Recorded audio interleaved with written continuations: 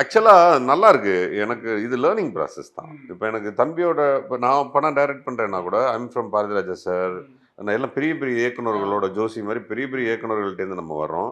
நமக்கு சில இதெல்லாம் ஐடியாஸ்லாம் இருக்கும். இந்த பிள்ளைங்கள்ட்ட வரும்போது நான் வந்து எவ்ரி டே கேளுங்க சார், எவ்ரி டே தம்பி இது என்ன லென்ஸ்பா யூஸ் பண்ணீங்க அப்படின்னா அதுக்கு ஒரு கதை சொல்லுவாப்புல. ஓ அப்படியா, இந்த ஷாட் எதுக்கு வச்சிங்க? அவன் அண்ணன் இப்போ வந்து பார்த்தீங்கன்னா எடிட்டிங்கில் நான் இன்னமும் கேட்பேன். எனக்கு லேர்னிங் ரொம்ப பிடிக்கும். அதனால இப்போ ஸ்டில் இவங்க ரொம்ப அப்டேட்டடாக இருக்காங்க பிள்ளைங்க. ஏன்னா நம்ம நாளைக்கு படம் பண்ண போகிறோம். ஸோ அதனால நான் அவங்ககிட்டேருந்து எடுத்துகிட்டே இருப்பேன்.